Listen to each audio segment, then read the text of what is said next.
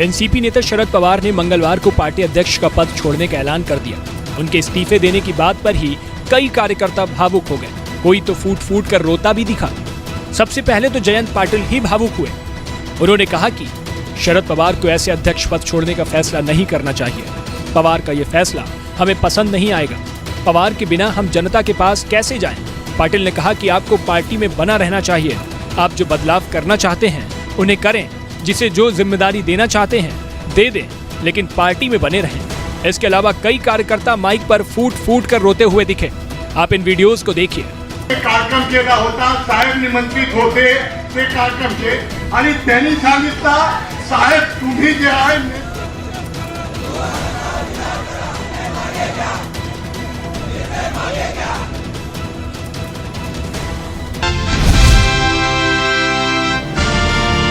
महाराष्ट्र में जल्द ही एक बार फिर राजनीतिक उथल पुथल के संकेत हैं। अजीत पवार की बगावत को लेकर शिंदे गुट के नेता का एक बड़ा बयान सामने आया है। दरअसल पिछले कुछ दिनों से राजनीतिक गलियारों में चर्चा है कि महाराष्ट्र में सियासी भूचाल आने वाला है।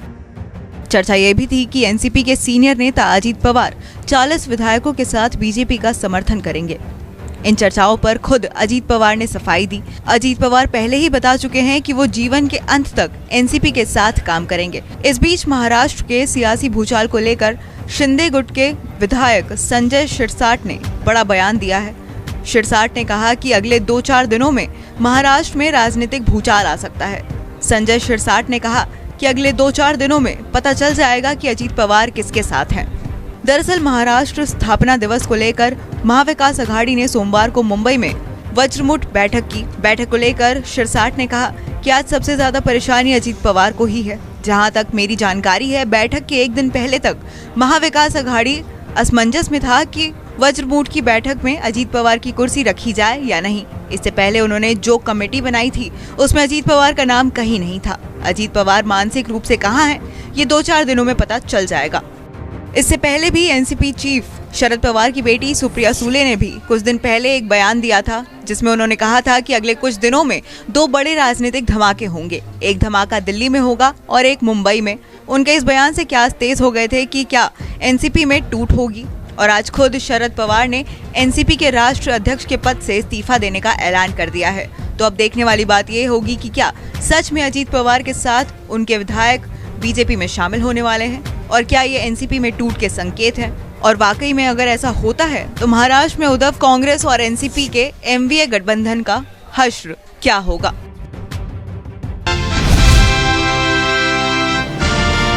गृह मंत्री अमित शाह ने एकनाथ शिंदे से लगभग आधे घंटे बंद कमरे में मुलाकात की। ये बात उस वक्त हो रही है जब राज्य में एनसीपी नेता अजीत पवार की बीजेपी में जाने और मुख्यमंत्री बदले जाने की बात चल रही है। 1 महीने के अंदर अमित शाह का दूसरा महाराष्ट्र दौरा है।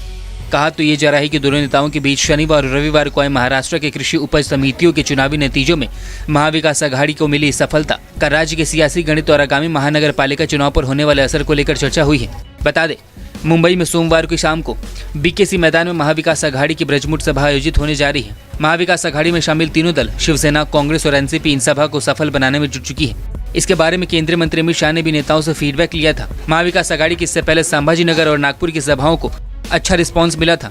मुंबई की सभा को लेकर तीनों पार्टियां बड़ी तादाद में भीड़ जुटाने के प्रयास में लगी हुई हैं। अब इन सभी खबरों के बीच खबर ये भी आ रही है कि रविवार को अमित शाह से मुलाकात के बाद मुख्यमंत्री एकनाथ शिंदे सोमवार को एनसीपी प्रमुख शरद पवार से भी मुलाकात कर सकते हैं। शिंदे सरकार में उद्योग मंत्री उदय सामंत ने इस बात की जानकारी दी है। हालांकि सामंत का ये भी कहना है कि मुख्यमंत्री शिंदे कोकर में चल रहे बारसू रिफाइनरी विवाद के सिलसिले में शरद से मुलाकात कर सकते हैं। देखिए, बात कुछ भी, लेकिन महाराष्ट्र की सियासी हवा में खबरें तो यही चल रही है कि एकनाथ शिंदे फिलहाल थोड़ा नाराज चल रहे हैं, और अब अमित शाह के साथ सीक्रेट मुलाकात यही दर्शाती है कि महाराष्ट्र में मान मनोबल वाली राजनीति का दौर शुरू हो चुका है।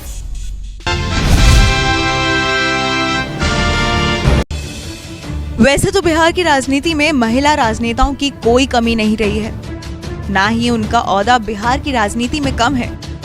फिर भी बिहार की राजनीति में अधिकतर उन्हीं महिलाओं ने एंट्री मारी है जिनके परिवार का राजनीति से जुड़ाव रहा है। बता दें कि हाल ही में जेल मैनुअल में बदलाव की वजह से चर्चा में आए आनंद मोहन भी राजनीति में सक्रिय हुए और सांसद बने तो अपनी पत्नी लवली आनंद को राजनीति में ले आए।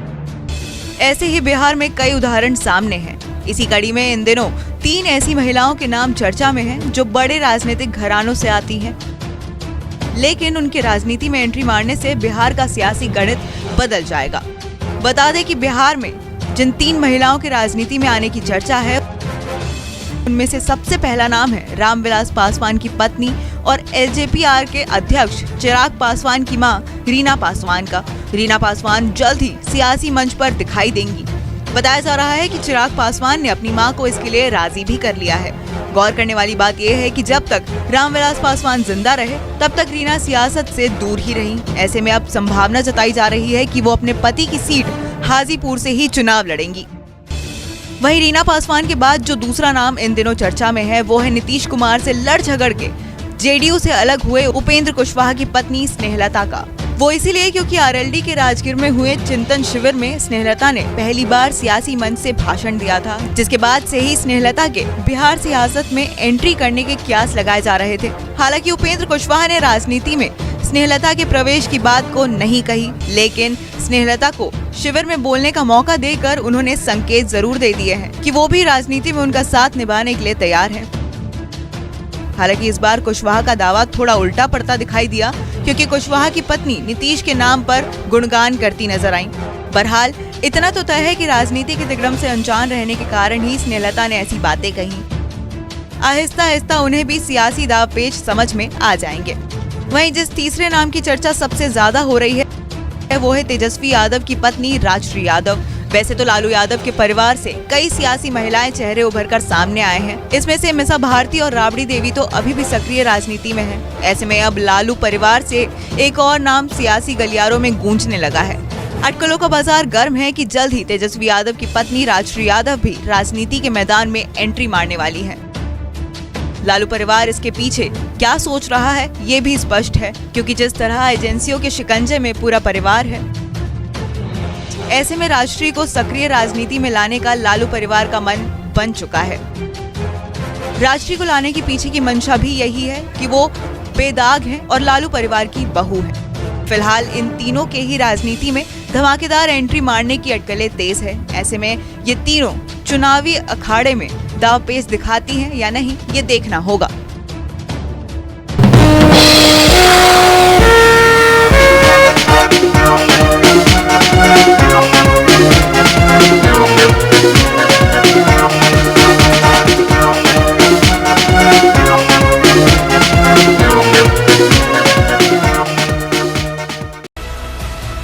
अमेरिकी शॉर्ट सेलर कंपनी हिंडनबर्ग की रिपोर्ट सामने आने के बाद ऐसा लगा था कि मानो गौतम अडानी का अरबों का साम्राज्य एक झटके में तहस नहस हो जाएगा, लेकिन अब मामला तो इसके उलट हो चला है। इन्वेस्टर्स का डगमगाया हुआ भरोसा कंपनी पर फिर से बढ़ रहा है। अडानी ग्रुप की company Adani green energy limited के शेयर जिस तरह से बढ़े हैं, उससे साफ दिख रहा है कि हिंडनबर्ग रिपोर्ट भी अडानी का कुछ नहीं बिगाड़ पाई। कंपनी की ओर से शेयर बाजार को दी गई जानकारी के मुताबिक 31 मार्च 2022 को समाप्त तिमाही में कंपनी का प्रॉफिट 121 करोड़ रुपए था। अगर बात रेवेन्यू की करें तो एक साल पहले मार्च तिमाही में 1587 करोड़ रुपए था, जो बढ़कर 2988 करोड़ रुपए हो गया, जो करीब दोगुने के आसपास है। वित्तीय वर्ष 2002-2023 के लिए कंपनी का प्रॉफिट पिछले वित्तीय वर्ष में 489 करोड़ रुपए से बढ़कर लगभग दोगुना हो गया है। जी हाँ, वित्तीय वर्ष 2022-23 में कंपनी का मुनाफा 973 करोड़ रुपए देखने को मिला है। वित्त वर्ष 2022-23 में कंपनी की कुल आय एक साल पहले के 5,548 करोड़ रुपए से बढ़कर 8,633 करोड़ रुपए हो गई है। अडानी ग्रीन एनर्जी की ओर से घोषणा की गई है कि कंपनी के एमडी और सीईओ विनीत एस जैन को कंपनी एमडी का ही पद दे दिया गया है, जो कि 11 मई 2023 से लागू होगा। वहीं कंपनी के मुताबिक वित्त वर्ष 2023 में एनर्जी की सेल सालाना आधार पर 58% बढ़कर 14,880 मिलियन यूनिट हो गई है।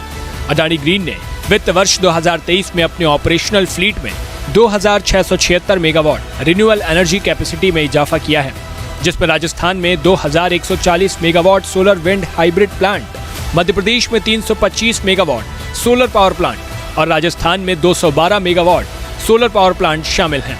अडानी ग्रीन ने वित्त वर्ष 2023 में पीपीए के साथ 450 मेगावाट की विंड प्रोजेक्ट्स और 650 मेगावाट की सोलर प्रोजेक्ट्स के लिए एसईसीआई के साथ साइन किए हैं और प्रोजेक्ट पाइपलाइन को और स्ट्रॉन्ग किया है। वहीं अगर आंकड़ों को विस्तार से देखें तो पूरे साल 2022-23 में इसका कंसोलिडेटेड नेट प्रॉफिट 489 करोड़ रुपए से बढ़कर 973 करोड़ रुपए पर पहुंच गया। टोटल इनकम 5,548 करोड़ रुपए से बढ़कर 8,633 करोड़ रुपए पर पहुंच गया। अडानी ग्रीन के नतीजों का असर अडानी के शेयरों पर पड़ा है। अडानी एंटरप्राइजेस के शेयर 0.40% की तेजी के साथ 1,931.60 रुपए पर पहुंच गया। अडानी पावर के शेयर 3.34% की तेजी के साथ 232.35 रुपए पर पहुंच गया। अडानी ट्रांसमिशन के शेयर 1.58% की तेजी के साथ 1,043.55 रुपए पर पहुंच गया। अडानी ग्रीन एनर्जी के शेयर 2.46% की तेजी के साथ 973.95 रुपए पर पहुंच गया। अडानी टोटल गैस के शेयर 1.51% की तेजी के साथ 958.95 रुपए पर पहुंच गया। अडानी विल्मर के शेयर 1.37% की तेजी के साथ 417.55 रुपए पर पहुंच गया। एसीसी के शेयर 0.21% की तेजी के साथ 1,766.70 रुपए पर पहुंच गया। वहीं अडानी के कुछ शेयरों में गिरावट भी आई है। अडानी पोर्ट के शेयर में 0.97% की गिरावट आई और ये 674.60 रुपए पर पहुंच गए। एनडीटीवी के शेयर 0.63% की गिरावट के साथ 188.25 रुपए पर पहुंच गए। अंबुजा सीमेंट के शेयरों में 0.50 की गिरावट आई और ये 394.30 रुपए पर पहुंच गए।